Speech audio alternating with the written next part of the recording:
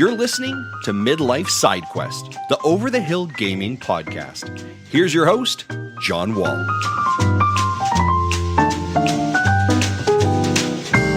It's Thursday, January 25th, and welcome to another episode of Midlife Side Quest, the Over the Hill video game podcast.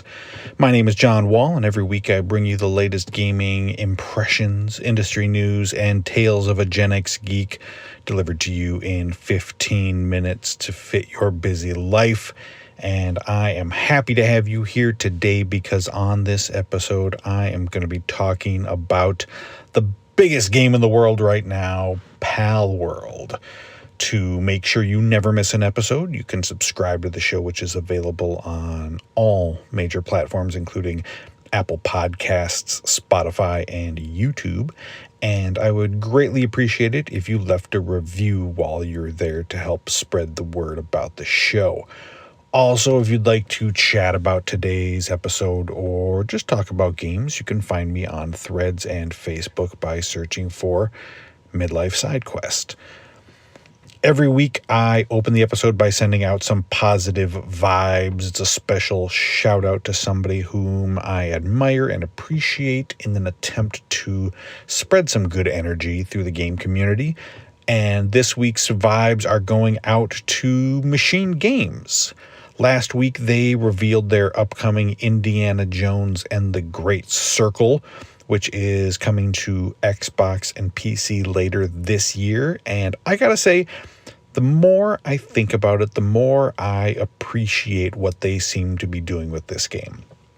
Before that reveal, I think everyone had a vision in their head of what this game was going to be, and that was most likely an Uncharted clone. And I like that they are sticking to the style of game that they are good at making and known for. And it'll be a unique experience that won't just fall into that cookie cutter third person action adventure mold. I'm a big fan of the Wolfenstein games, and I have no doubt that this will be fantastic. So kudos to you, Machine Games.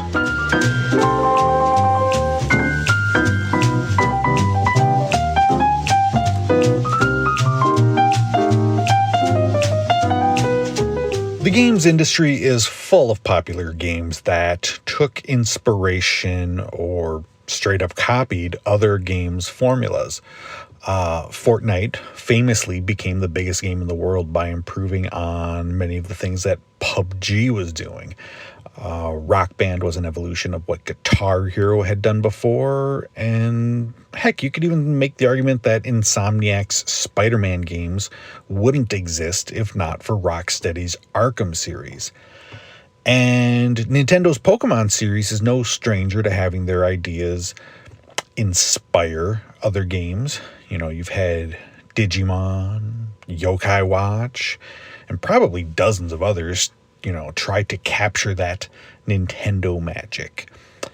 I'm not sure if any of them, though, has been as blatant as Palworld from developer Pocket Pair, described by many as Pokemon with guns before its release. After seeing a few screenshots or footage of the game, it was clear that they are really trying to capitalize off of the hugely popular creature collecting series. And so far, at least, it's working. At the time that I'm recording this, Palworld has sold over 7 million copies in not even a week. And that's bigger than even some of the biggest Sony first-party games, and it's breaking records on Steam for concurrent users, passing by games like Elden Ring and Cyberpunk. And that's not even counting the number of players on Xbox Game Pass, where it also launched at the same time. So I've never really been a Pokemon guy. I think I was in probably my late teens when it first came out, so I was definitely way too cool for something like that, as my greasy long hair and Pantera t-shirt made clear. And when a game sets the world on fire, though, like Palworld did this past weekend, and it's available for free with my Game Pass subscription, how can I not at least dip my toes in a little bit and see what all the fuss is about? So I did. And Palworld is not what I was expecting. So if you're going into this game thinking, well, it's just like Pokemon, but Squirtle has an AR-15, this ain't it. This is not an RPG. It's a straight-up survival game with monster collecting. When you boot it up, you create your character, and then you're dropped into the environment with nothing but a loincloth. No setup, no explanation, no story, just go. Now, technically, this game is still in early access or game preview in the case of the Xbox version. But I was still surprised that there was no world building or story to kick things off. Once you're in, you've got to craft the resources you need to survive. And that means you've got to go punch that tree over there. And punch it in its big dumb tree face until it drops enough wood. Then you go find some rocks and you build tools like an axe and a club. After you've got some tools that make gathering resources easier, you can try and build some other things like a workbench, which lets you craft more complex items, or a chest to keep your extra stuff. Another thing you'll need to craft ASAP is a fire, because once it gets dark, not only will you not be able to see jack squat, but you will be cold, which drops your health. And I made the mistake of not having enough wood when it got dark out, so I had to wander in the general direction of where I thought there were some trees because I couldn't see anything, and swing wildly until I hit something that hopefully was a tree. Once I found a tree and I smacked the heck out of it and grabbed as much wood as I could possibly hold to go back to my camp and make a fire. Except now I was carrying too much and I was unable to walk back.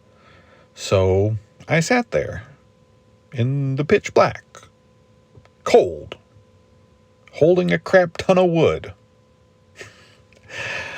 It might seem so far that I wasn't exactly blown away by my first impression of Palworld. Yeah, and you're right. I did eventually start to make a little headway with the crafting system. I made some new clothes so that I wasn't just running around in my tidy whities anymore.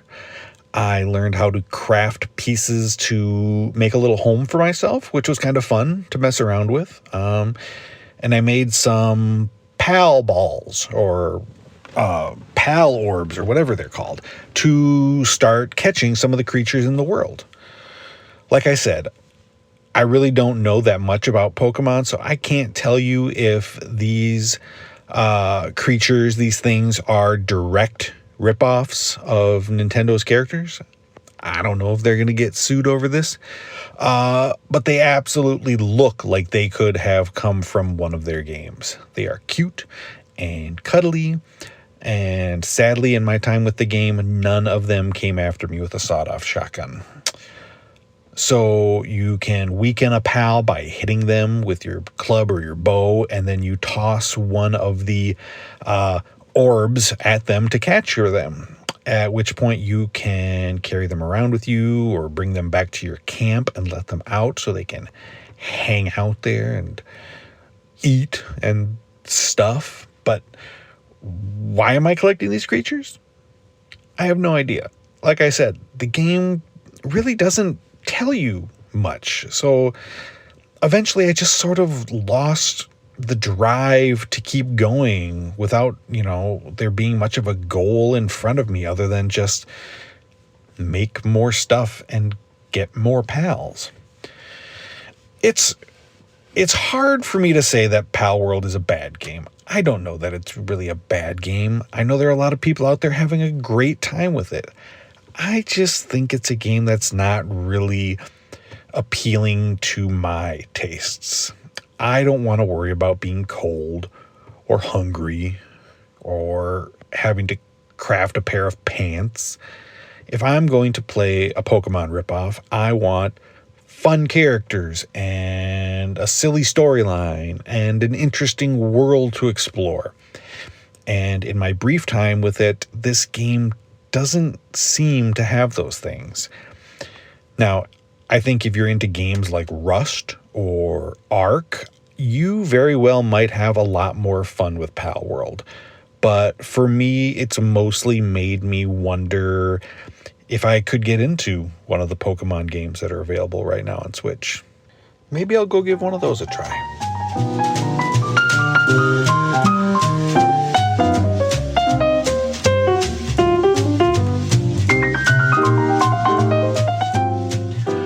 One of the amazing things about being middle-aged is when certain parts of your body just start going to hell.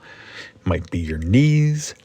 It could be your metabolism or your memory. It might be other, parts of your body that aren't up to the task like they were when you were younger.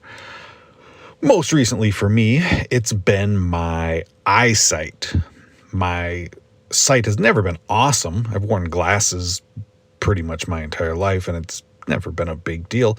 But the last couple of years, I've been having more difficulty than normal, especially at night or in low light. So when I had an eye exam recently, they gave me a prescription for progressive lenses.